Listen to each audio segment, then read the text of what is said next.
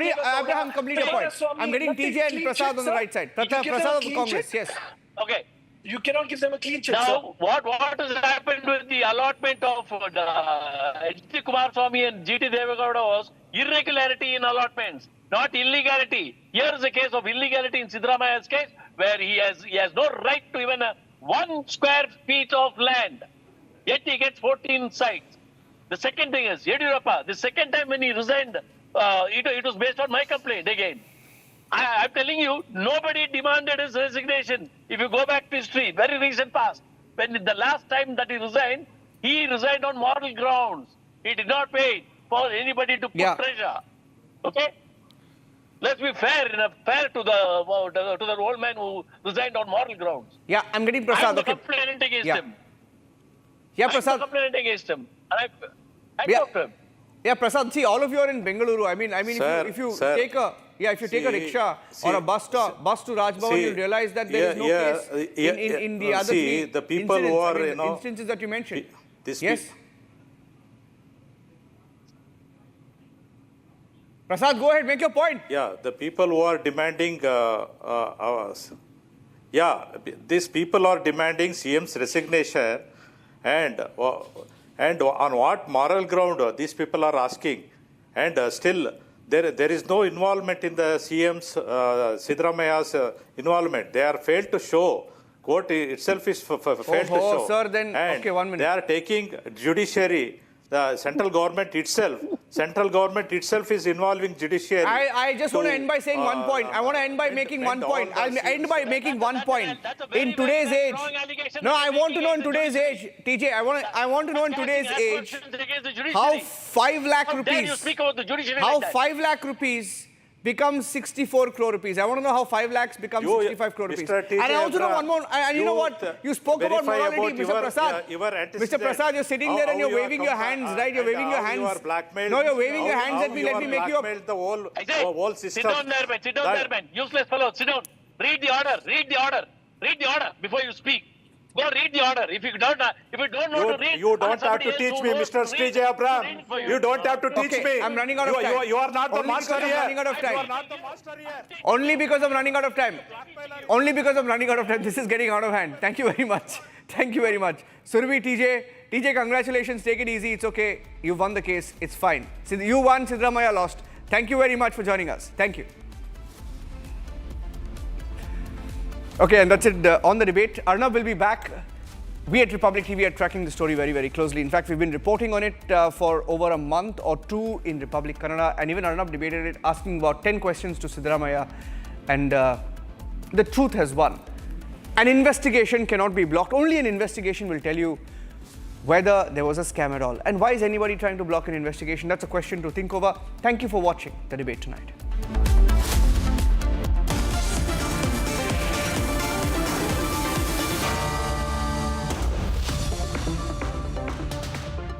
$13,000 placements last year. At Amity, we are committed to nurturing passionate, hardworking and proactive professionals.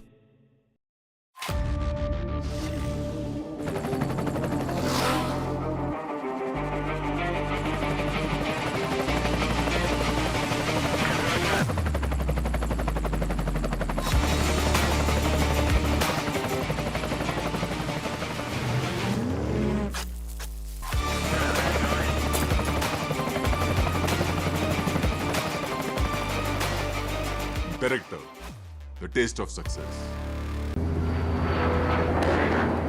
I don't care for no songs and proses. I don't care for no sweet boys with roses. All I want is a touch of love.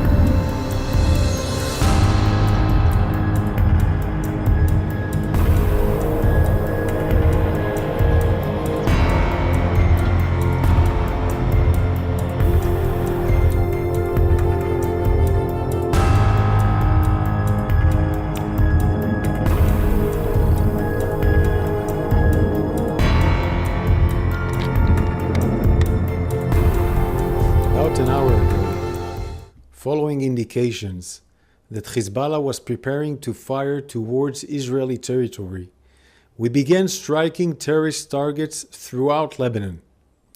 The Hezbollah terrorist organization has been continuously launching attacks on Israeli civilians and has no plans to stop.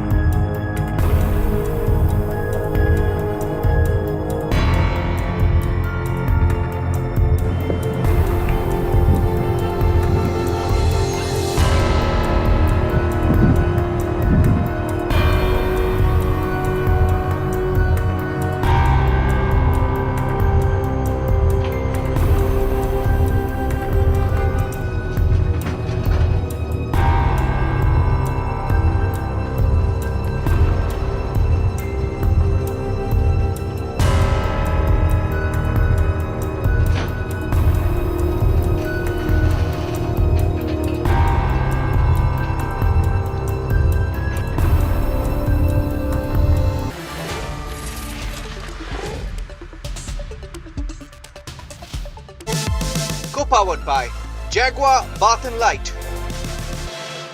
13,000 placements last year. At Amity, we are committed to nurturing passionate, hardworking and proactive professionals. I don't care for no songs and proses. I don't care for no sweet boys with roses. I'm too busy, baby, making plans on how to get me one of them manly men.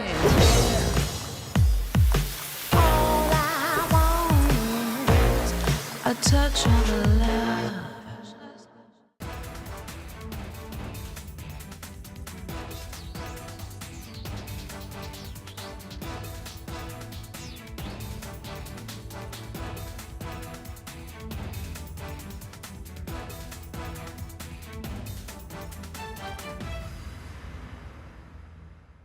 If your salary fails to survive till the month end, even after accepting your dream job offer, this video is made for you.